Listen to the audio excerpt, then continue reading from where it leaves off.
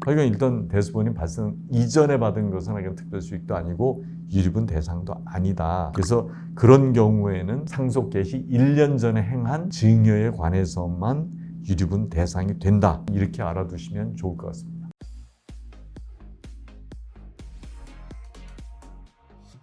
안녕하세요. 행복한 상속의 홍순기 변호사입니다. 이번 시간에는 상속재산 분할에서 여러 가지로 문제가 되는 주제인데요. 대습상속인이 받은 증여가 특별수익에 해당하나? 그건 무슨 얘기냐면 할아버지가 자녀가 있을 때 손주한테 증여한 경우하고 또 자녀가 사망한 이후에 손주한테 증여한 경우 그때가 어떤 차이가 있는지 그런 점에 관해서 좀 알아보도록 하겠습니다. 아직까지 구독자가 아니시면 구독, 좋아요 눌러주시면 감사하겠습니다. 우선 사실관계를 한번 보겠습니다. 할아버지는 2009년 8월에 사망을 했습니다. 그리고 할아버지 사망 이전인 2000년 5월에 장남이 먼저 사망을 해서 며느리하고 손주가 대습상속인이 되었습니다. 그 할아버지는 장남이 사망하기 전인 1991년 장남의 아들인 손주에게 임야를 증여했고 할아버지가 사망하자 아버지의 형제, 차남 등 상속인들이 대습상속인인 손주를 상대로 유류분 반환 청구를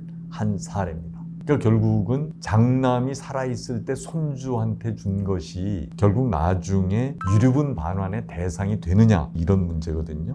그럼 한번 이제 소송이 진행된 경과를 한번 말씀을 드리겠습니다. 이런 소송이 들어오니까 손주 입장에서는 두 가지 주장을 했습니다. 상속인이 아닌 자에 대한 증여는 상속 개시 전 1년간에 행한 것에 한해서 유류분의 대상이다. 그러니까 저희가 벌써 할아버지로부터 받은 건 18년 전이니까 이건 유류분 대상이 아니다. 이런 주장이 하나. 두 번째는 그러니까 자기 아버지가 장남으로서 할아버지를 부양하고 형제 자매들을 보살폈다. 그러니까 기여분을 인정해 줘야 될 거 아니냐. 이런 주장이 두 번째입니다.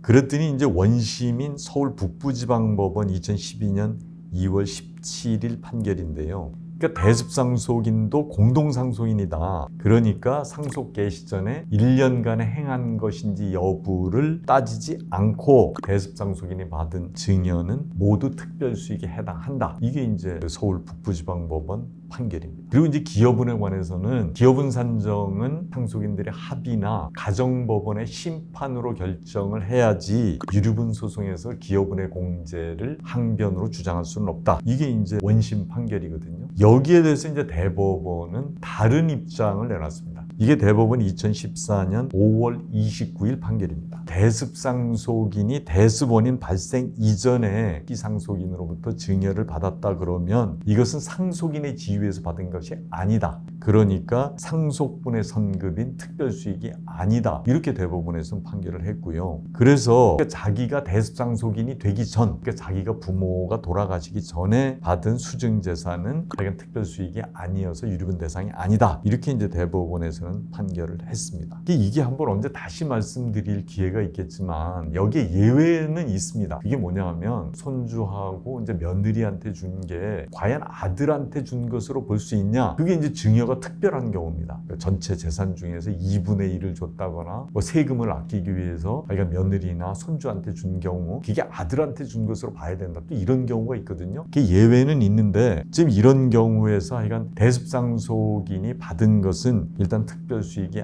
아니고 유류분 대상도 아니다.